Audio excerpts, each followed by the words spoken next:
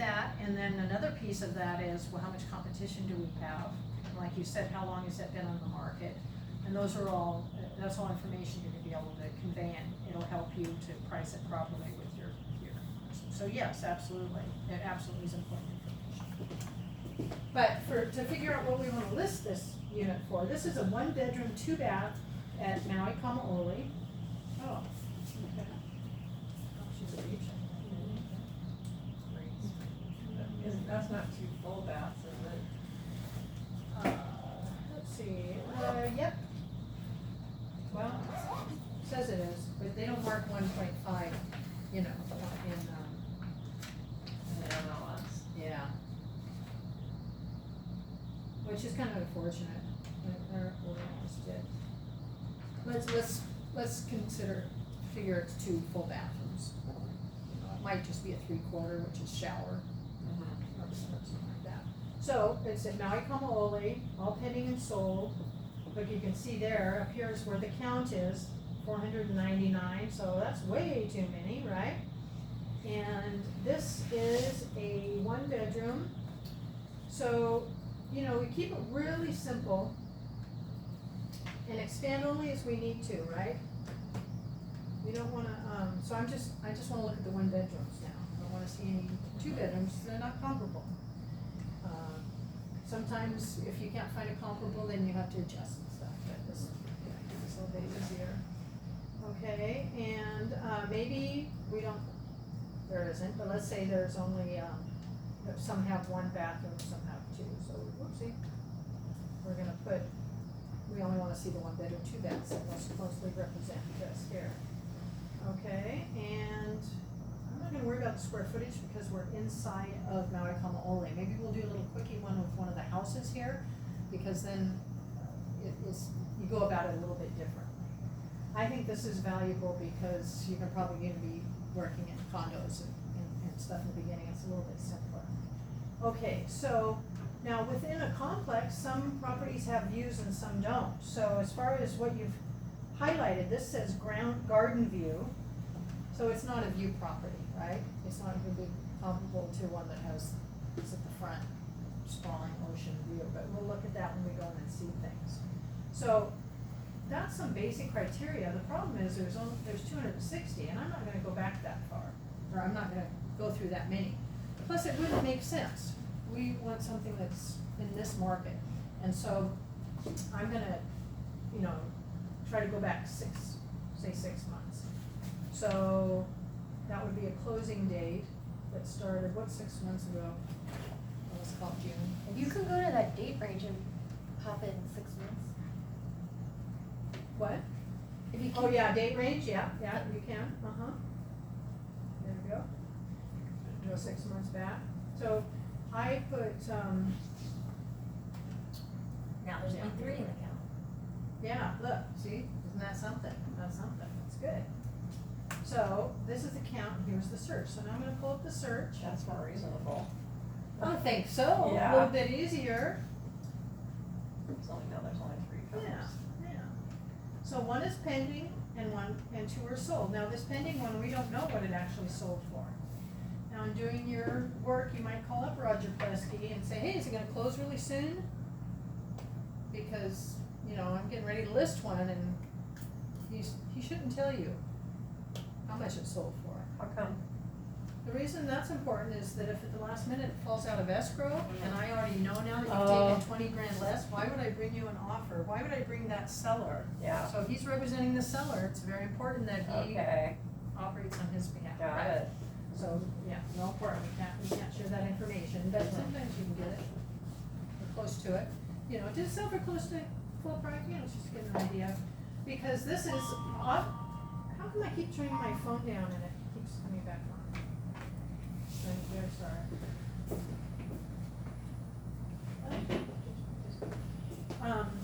That pending could be the best comp of all, because let's see, when did these, well, let's walk through these. So, this one is a 1-bedroom, 2-bath, 849 square feet, bingo, right, the same as our example, okay? and it sold in 57 days. Now, this days on the market is kind of a little bit confusing because when it's still active, it's showing how many days since the list date. But then when it shows it closed, it includes the active and the time that it was pending. So really, considering that most deals close in 40, say an average of 40 days or something, the fact that it was only on the market 57 days, that tells us a little something, right? You agree? It didn't take that long to sell. Right. So these are all the little things you keep pouring Yeah. over. It's not like there's a science, it just starts to all kind of make sense and stuff, okay? This was sold before listed.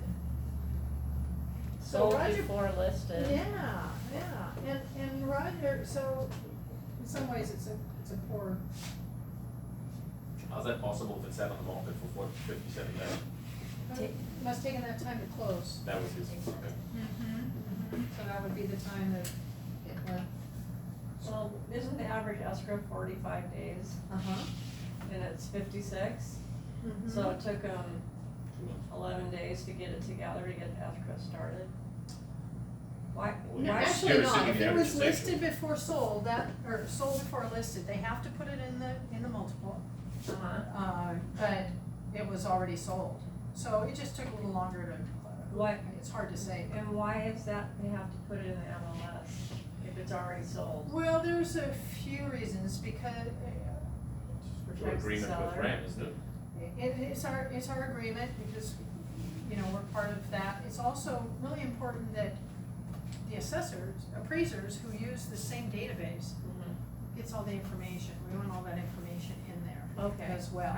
Okay. Right, So so. it's still a viable comp. Absolutely, Right. yeah, absolutely it is, so. I don't remember the exact law or rules Okay. that govern what you do when it's sold before, but we always have to put it in and just Uh-huh. say, be public, and, you know, what happened.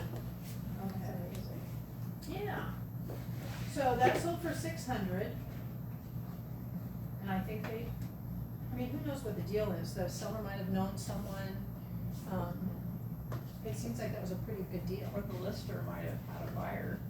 I Correct. remember the buyer, so. Right, maybe this is one of his, actually, I know that it is an area that he farms. Okay. And so he has other relationships, you know, that's why it's so wonderful when you focus on a certain complex or a neighborhood, you know, to keep track of your buyers, and prospective buyers, because you never know when you're gonna be able to turn around and, out of every listing, you should get 2 or 3 sales. So in the property she sold this weekend, I'll send out just listed and I'll call through that complex. Hey, I just sold this for da-da-da, I'd be thinking about selling her. You know, it's the top of the market, but we're expecting a shift. If you're thinking about, a good message right now is, hey, if you're thinking about selling in the near future, you might wanna do it now, before the market shifts. And I don't know if you guys were around or paying attention, I've been through a few in the early 90s, oh my gosh. But when that happens, it can be very frustrating. There's always that group of people that are forced because of life situation of one kind or another, that they have to sell when it's not the right time. And it can, you know, my house, I've been in my house for 18 years, it went up to 8 something and then down to 4 during the recession, or something of value. Imagine that, what if I'd have just sold? And some people did, so, But where is it now? so about 9. Okay. Something like that, about 9. Maybe a little So more. that's House and healthy. cottage. Yeah. Yeah. But, and so that's why, I mean, I love and believe in real estate, it's a long-term goal. Yeah. If you, as long as you hang in there long enough, it's gonna be all right. It is cyclical. And there's no way to predict on a shift how low it's gonna go. No way, there's no way, you don't know when you're at the bottom or if it's gonna go down more. Yeah. You know, that's all the tricky stuff, right? Yeah. Cause once the shift does come, there'll be people that are waiting for the bottom. Yeah. What is it, where is it? Tell me when you find it. I mean, so sell now and buy then. Yeah, well, that's why I'm having, they're gonna rent a place, my little couple, they're Uh-huh. selling that, and then I'm gonna sell their Maui Gardens, and then mom's coming in the spring or summer, I said, hold on, let's wait, and if the market shifts, we can get you more house. Would I like to list it right now and sell it and have the business right now? Yes, but my fiduciary responsibility and my personal commitment to my clients is that I'm gonna treat them like family. What would I do? What would I encourage them to do or not do? Yeah. And they are a young couple. When they first moved over, they rented up the top of Maui Meadows, had a beautiful view. They loved that experience, so they stayed there for a year, even though they had just bought a unit down here. So, you know, they're the right personality. I said, you guys are perfect for this. Go find yourself a little ohana with beautiful ocean view again, and then let's, you know, and then and they haven't owned the property so long that they need to do a tax exchange, so that doesn't really matter. How long do you have to own a property to do a 1031? 1 year. It's very gray. There's no, because it has to do with intention. If you bought a property and then some life situation happened, you had to move 10 months later, 8 months later, you could technically, you can do that, but you just need to be a little bit careful. Yeah, so, and a 1031 is when you take advantage of, it doesn't have anything to do with people that live in their homes. This is just for investors. You know, 1031 is only an investment tool. But if you have an ohana on your property, then the house becomes an investment property. Yeah, I actually took advantage of one of the great loopholes when I bought the home that I'm in now, house and cottage. And I had vacation rentals. I sold my Kihei at Kahi for the down payment. And a Kahi, I never lived in, it was always an investment, so it qualified for a 1031. Excuse me. So, How are you? good, Kevin, how's it going? So it qualified, so a percentage of that property is a rental. And so I was able to do a 1031 from the condo into the cottage. Now, the beautiful thing about this, and things change, who knows what it'll be when the time comes, is if, for instance, now I were to move from the house into the cottage, after I'd lived there for 2 years, now it becomes my primary, I mean, it immediately becomes your primary residence, but after I've been there for a couple of years, then those capital gains tax go away. That's a whole nother class or seminar, but basically, any gain that you have as an investor, 1031 lets you defer paying it. You wanna do that until you die. And so, with a 1031 exchange, So if you live in the ohana for a couple years, then the tax implication kinda goes away, that's right. So Wow. I think a good way to explain it is, you have a Seriously, property, know that. you have a property and you do well, and over time you have gain, right, that's taxable. Okay, let's say we're just stashing in the attic of the house. And then you decide you're gonna sell this rental and do a 1031 exchange. So what you're doing is transferring the capital gains from that attic to the new attic. It's still there, but you don't have to do anything with it. That gives you buying power and all sorts of good stuff. So, yeah, that's it's a good way to go about it. There's a lot more to it. It's the timeliness is a little nerve-wracking, but it's a beautiful thing. And because my mother is in real estate and she got me investing very young, I mean, that was very helpful to me because I had been doing exchanges for like 20-something years. Yeah. Totally. Yeah, so that looks really good, okay. So when you look at these pictures, you've seen it, I guess I don't know if this is that important. If I knew now what I knew this morning about how this was gonna go, I would have probably just chosen one or two for us to do together. I think that would have been more effective. But in this, condo, if we look at this one, now at 639, it was on the market 178 days before it sold and then went through escrow and closed, or these are pending rather, this is pending. So, It was originally listed at $649, it went down to $639, they lowered the price. And now it's been on the market for 178 days, and, you know, it's hard to say when it's gonna be closing, but.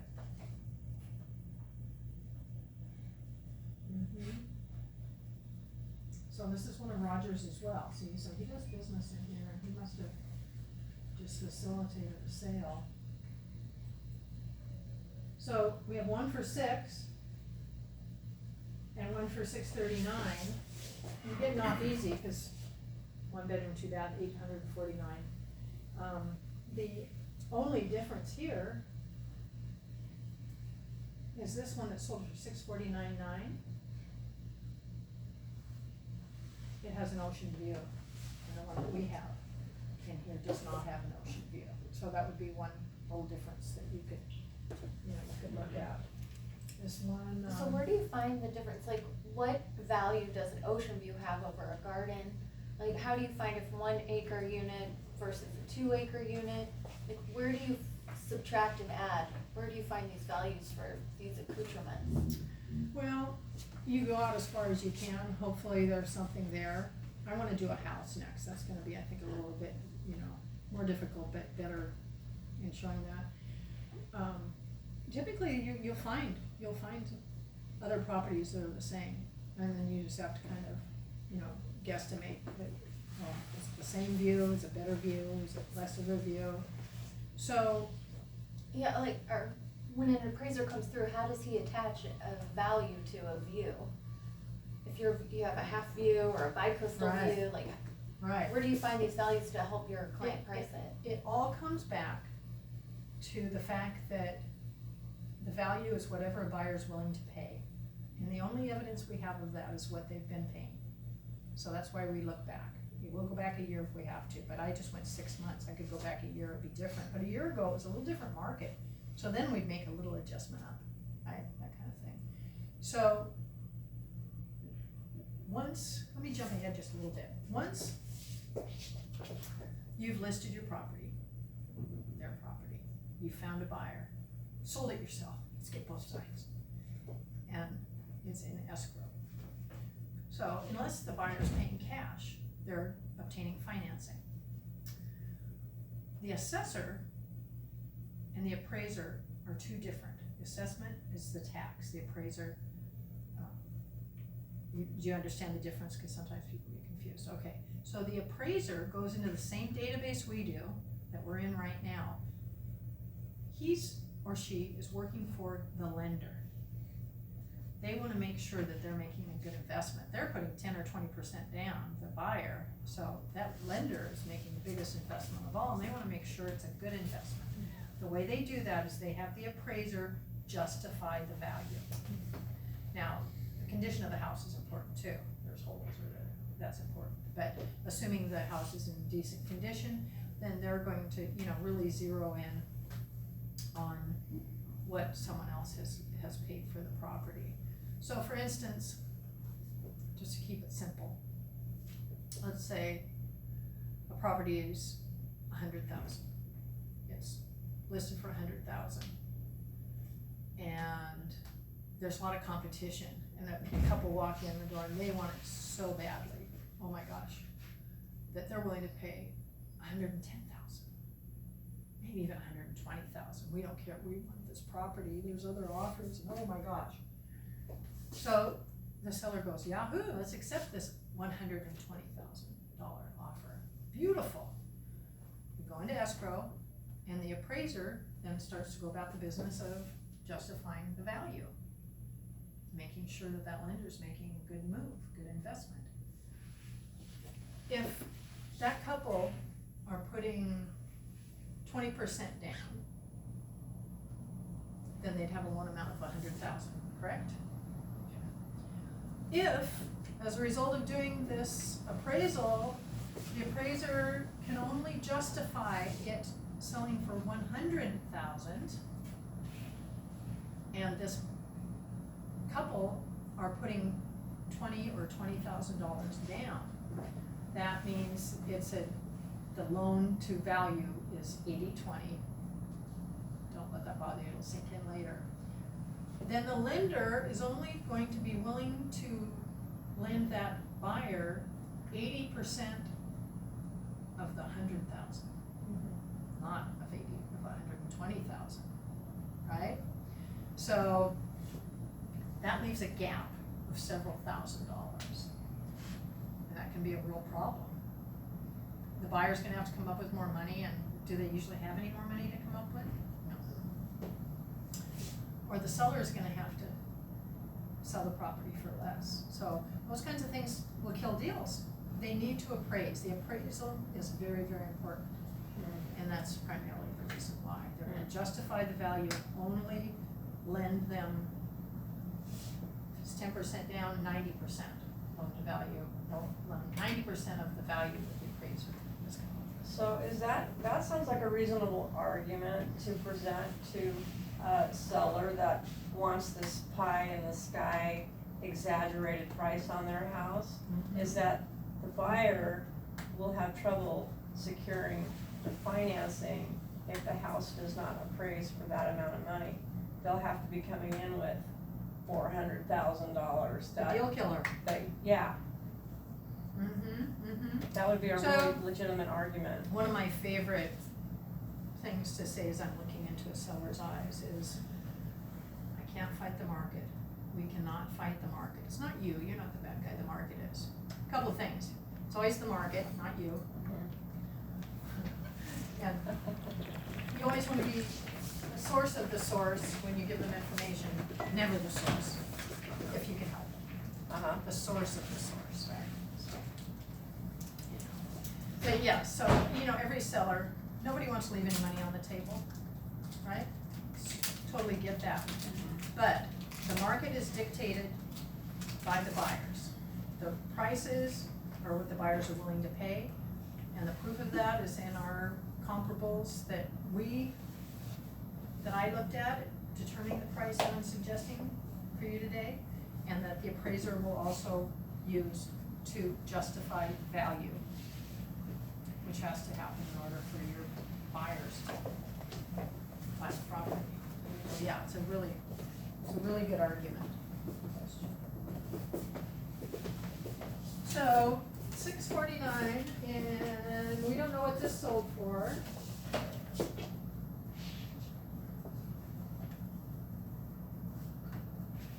And look at this. This sold in 266 days. So very, very interesting. I'm gonna take responsibility. I love Nicom all the way, so I wanted to turn you guys on to it. This is a great one, but these are actually not the best comps for teaching this. So looking at this, what do you think you price your property at? This property. I can't see it, but is the list price and the original price the same? Yep. Good question. So do you think that's just a matter of seller greed, not wanting to lower it? 'Cause, I mean, that's like 3/4 of the year. Right, I know, that's crazy. It actually sold for $645. So when it's a sold comp, you can look down here and look at the closing date, September 5th, and it sold for cash and a contract date. And what was the list price, the same? It was $649.9. Oh. Yeah. So you're gonna, gosh, there's a lot of dynamics involved when it comes to figuring out. So one of the first things I do is say, so we don't know what this one's sold for, but we do know that these, one sold for 600, and then this other is sold for 649. I think it's pretty safe to assume that one for 600 was an inside deal, or who knows, what happened there. I'm almost tempted to call him and ask him. I didn't anticipate running into kind of different kind of a scenario. The condition of the property, overall is gonna make a difference. And then you're gonna start wandering into what's happening in your life. Like, Mr. and Mrs. Seller, what is your goal? What is your timeline? If you knew you couldn't fail, how would this go? And if they say, well, I need to be, our kids need to start school day one.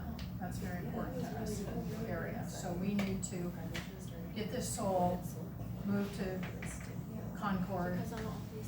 and find a new property, so we know where the kids will be going to school, and get them to school. So, okay, Mr. and Mrs. Siller, you're telling me that you need to have all this done in 5 months.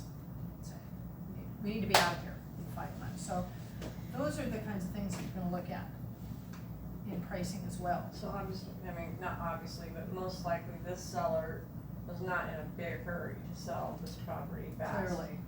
It was more important to get full price. He was, it sounds to me like he was holding out for it. Yeah, I mean, well, before I go on, go ahead and ask your question. I would like to know what format you give to your seller from this. Do you print things out or email them? Is there a special grid Yeah. chart to help them come up with the price? For the seller? Yeah, when you take it to them, because the seller has to set their own price. So just like when you email it to them and be like, here's the comps. Right. Take a look at this. When you look into the KW stuff, there's, the newest one has been out about a year, the CMA form. You can go in there and you can get that, and then just customize it to your own. And there are pages in there where you're going to actually add your So where is that? listings. Well, where is the CMA stuff? Yeah. Make a note, don't let me leave, and I'll show you Yeah. personally, on my own computer where I don't have to remember passwords and stuff. I'll show you where that is, cause that's a good idea. You wanna get that taken care of, customize it. It takes a while. It's a bugger, it just takes a while. You get in there and go, oh man, everything takes so much time. But if you get that customized and then print up a generic copy that you have with you all the time, that'll make it easier for you to move forward when an opportunity jumps up, cause you don't have to go back to the office and figure everything out. But, you know, ideally, you're going to customize it, and it's gonna be, in a form that shows all the stats and all this Do you stuff. ever use the CMA up here? I personally do not. Some people do, and you can do that. I use it, every now and then I'll do a little quickie one just to send stuff to people, that I'm just visiting with about properties. But honestly, I don't. I come in here to figure out the pricing, and then I put it into my CMA presentation. So when you talk about having a generic CMA presentation, do you have a generic CMA presentation for each area on the island? No. So how do you have a generic CMA presentation, because the montage is gonna be priced a lot different than key. Right, it's just the form, it's just the stuff, and then you put in your information on each page, so, I mean, by generic, I meant You mean that framework? it's, yes, framework, that it's ready to roll, you can just plug in a couple things, but it's not, specifically, this is prepared for Riley Shannon, da da da, Right. Something, yeah. Okay. Yeah. It seems to me that one of the videos we watched was about sending the CMAs in a little basket, a few days before the actual Yeah. appointment. Right. So does that just kind of give them Yeah. a little shell shock? Well, no, actually, it's a pre-listing packet. It's a Okay. really great idea. It is? Especially if they're here on island, you can run by and just leave it for them. Okay, It's sort of a primer. yeah. It's a primer, but that's a whole class unto itself. I wish Uh-huh. we were teaching that, cause I love that. That would be Okay. better at that.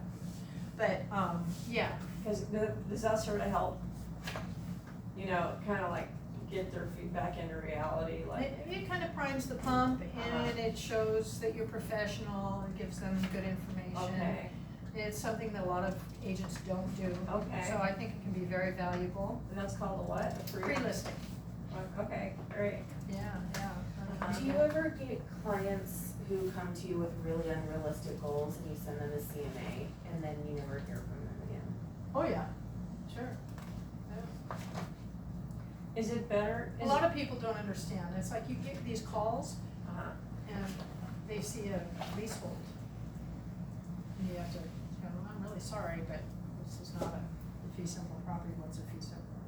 Yeah. It seems to me that, I mean, nobody wants to know that their property is not worth what they think it is, or what it could have been a year ago, or whatever. It's bad news.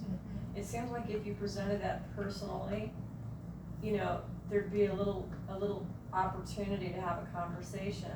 Oh, no, you wanna present your CMA personally, there's no question, you're sitting at the kitchen table. Yeah, well, I know, but the pre-listing, Oh, I mean, like, you know, it's it's not the meat of do the you ever, do presentation. people ever get that and then tell you to cancel the listing appointment afterwards? No. No, okay, they feel more obligated to at least sit down with you and hear what you have to say? Yeah, I mean,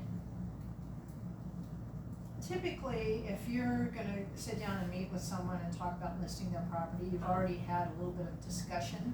Yeah. I mean, don't be afraid to be professional and let them know, Mm-hmm. you know, and again, that's why, you know, it's like, man, I'm really sorry, but I just can't fight the market. And in a couple pages, we're gonna talk about, you know, timing and how important that is. Uh-huh. And so you're gonna have those kind of graphs and information to share them, hopefully proving to them that this is how it goes when you price correctly, and this is how it goes when you don't. Because it's so incredibly important to price it as close to right in the beginning. Yeah. You don't wanna miss these great buyers after a couple weeks. Just get a comment that, I guess I'm really surprised at the idea of even thinking of sending a CMA ahead of yourself, because from my perspective. It's not, it's a pre-listing packet, it's not a CMA. Okay. Yeah, sorry. Just to me, cause I think that is really, you as a realtor, as a professional realtor who's been doing it for 31 years, that's your expertise. Yeah, That's I the think, reason I wanna use you. yeah, I think that you misunderstood, it's just a pre-listing packet, and I just don't have time, cause I'm already going off on a Okay, I got tangent. But, it's just to prime the pump, it's a good thing, but you come personally, Sure.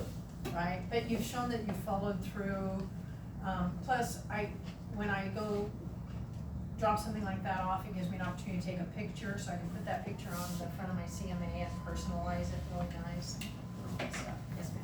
So I know you told us not to look at the actual listing and look at their price, but we did. And in doing that, we actually got some really valuable information because we looked at the one and only comp for the property that we have. And it looked like the agent for the current active listing listed their property at the price that the comp listed for, not the price that the comp sold for. Yeah. And now the active listing is actually listed less than what the comp sold for. And if That they tells had a story. listed it Bingo. properly, Do you guys get that? Do you know what you're saying? I know, it's amazing how that works. Over and over and over again, you see it when people have an inflated view and you're not strong enough to hold your ground, which is tough, cause you want a listing, you know. They'll overprice it and then they'll just keep chasing it down. Oh, you know, so getting back to that family that needs to be out of here in 5 months, my example. That means we have so much time to get into escrow, to find a buyer, so much time to get it through escrow and actually closed, and so let's look at the market times and see, you know, what price do we have to, that's gonna tell us how we need to price this property. and my teammate Erin actually noticed that, so. I'm sorry? She gets all the credit. Oh, it's nothing.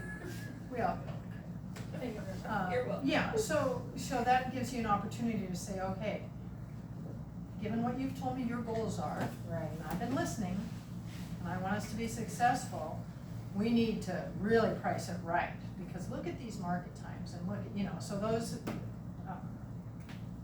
Yeah. those are the ways, you know, and then you're gonna find out how motivated they really are, right? There's no question. Well, sometimes like I had a recent thing where the husband had dementia and, you know, and she didn't. They were in their 70s and he did not want to sell. Clearly, by his price was well over $500,000, way over what they finally sold for a year later. But, you know, she was really motivated. They'd written a $50,000 check with a contingent offer on another house in Arizona. And it was so bizarre to me because I asked her one day, I said, well, is that check cleared? No. They're only gonna hold it for 6 months. I said, well, when is 6 months up? Oh, I don't know. I'm going, I'd have that number on my calendar in big bold letters. Like, I said, let me check my checks when you told me that you had put money down on a house. And I'm the one that helped her figure out that the check was now 6 months late. Like, it's no longer good. And when she called, they said, oh yeah, we forgot to deposit your check. She just kinda got lucky. Wow. But yeah, it was a mess. And of all I mean, talk about a sense of urgency. They had total urgency to get that house sold. And yet it was so overpriced. But, you know, what happens when you have the husband's one word and the wife's another? And he's not even in his right mind. Yeah, that's a tough situation. Hopefully you have a kind of relationship with the wife that you can talk honestly. Well, it's all over now, you know, but I mean, I was not a realtor at the time.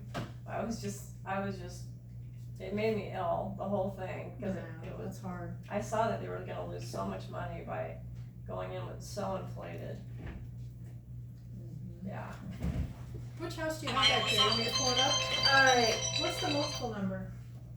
On the one that's active, On the, yeah, okay. the MLS number on the one that's active is 384652.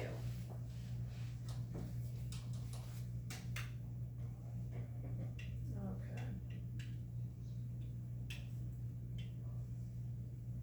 I apologize for this, guys, sorry. This is in, Ohio at Kehalani, which is the newer homes in the Wailuku area and stuff. And the good news is you're gonna be able to, so it is, listed for $649. Look at this, the original price was $679. So, interesting. Now, if it's, that's a big spread. If it's pretty close, and you go, oh, I really wanna list it for $750, but I can't just, they wanna list it for $750, you can't justify more than $720, and, you know, you're just going, hey, I completely understand, Mr. and Mrs. Seller, I don't wanna leave any money on the table, I know you don't, but we just can't fight the market. You feel so strongly about this, how about this?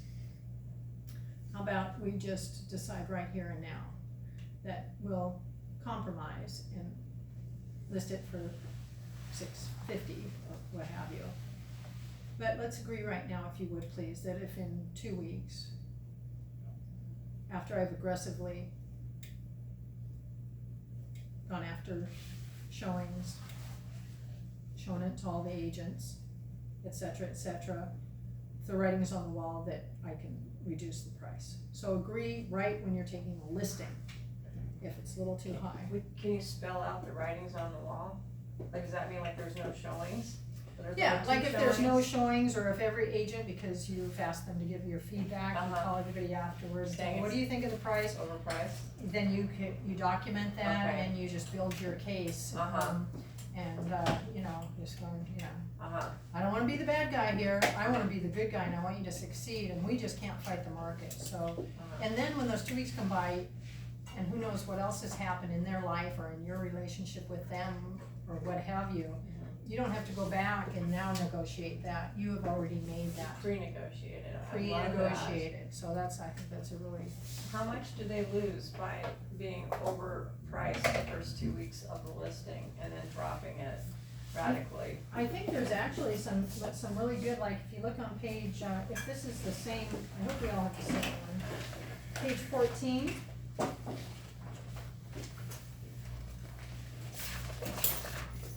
They talk about price versus comps. And it also talks about, it being make or break time in the first 2 weeks. So on pages 14 and 15, it shows you on the bottom of 15, weeks on the market, activity you know, Mhm. versus sales. I mean, that really tells it all. Right? So week three is your. That's when the offer usually comes in. Yeah, if it's Uh-huh. priced right. Correct. So, when it comes to, say, that condo, for instance, you wanna either be at what they've sold for, or a little bit under to attract people, you know? Because, and we have a little lower inventory, but if you're in a market where there's plenty of inventory, if I can only have so much time to show so many properties, and let's say they're looking for a condo, and I'm in a complex with 6 listings, if I have little time, I'm not gonna show those 2 that I believe to be very overpriced. Right. That didn't do that much good, does it? And that's just real world, Yeah, yeah, right? yeah, makes sense, total sense. So yeah, pricing is just so incredibly important. Staging, of course, is important. It's an odd phenomenon that people that keep their homes really nice, they apologize, oh, well, the house is kind of a mess, before you go over and you over and go, wow. And then other people don't say a darn thing, and what I probably don't even walk in and it's just a disaster. So, again, you have to take all these things into consideration. There's a lot of different dynamics going on. And, the more trust you have with them, the more likely they are to listen to and take your advice. And little things like the pre-listing packet, which when you understand what that means, I think you'll agree it's a good thing. That there are little things you can do to show your professionalism and inspire trust. And that's gonna make a big difference, without question. And as time goes on, of course, it's kind of fun, I have people coming in on the 4th or 5th. I sold them a house in Pukalani 17 years ago. He's a pediatric orthodontist from Vegas, nicest guy. And he came and said, oh, my kids are little, but when they get out of college, I want to retire here. So he bought a house, funky house, but a nice property with a potential view sitting up higher, and I actually managed it for him for at least 10 years. Well, all this time's gone by, and tomorrow the construction cleanup guys are going in. Their new home has been built, and they're gonna come spend a month here. They still are working and over there. Their kids are grown up. It's like, whoa, so amazing. And they're realizing their dream. So it's really wonderful when you work with people again and you build that trust. And that way you said, am I gonna be working as hard in 10 years? Yeah. Those are the ways you're not, Right. right? And The repeat. yeah, get the repeat, plus they're gonna refer you, business, so, your professionalism and serving them, once they understand that, you really are putting their needs first, no big news, there's some agents that don't do that, but that's really a minority, that make a bad name for the rest of us. We're, in the public opinion polls down there with car salesmen and lawyers. And when I was first in the business, I used to drive home in tears, because I had never in my life been treated so badly, like a shark. I'm nice, what are you doing? I'm nice, I also discovered after a couple of years that, oh my gosh, I have an attitude about salespeople, and now I find myself one. Facing it. You may, and it was very on a subconscious level, it took me a while to figure it out. I did have an attitude about salespeople. As soon as I crossed that beautiful line where I realized that, oh my gosh, they're lucky to have me, and I'm gonna put their needs first, and I'm gonna take good care of them. I'm gonna make their life better, all that dissolved away. So, think about that too, because we don't wanna do to somebody what we don't want done to ourselves, right? Right? You're not gonna call somebody at dinner and try to, yeah. So, it's all about relationships, with people. And as far as being able to compete with people that have more experience, I mean, we all go through that, but I promise you this, you just make up for it with exuberance and excitement for your job. And don't be afraid to look them in the eyes and say, hey, you know what? This has been really tough because I know there's a lot of experienced people, but I'm right here to tell you that I'm not that busy. I'm gonna give you so much attention, and I am, you know, there are ways to counteract that as well. You just have to be straight with people and let them know. I'm gonna be one of those experienced agents, so I'm gonna build my foundation, starting with you. And people wanna help. People are really great that way. Better than trying to pretend that you are experienced or because it just doesn't. Any other questions?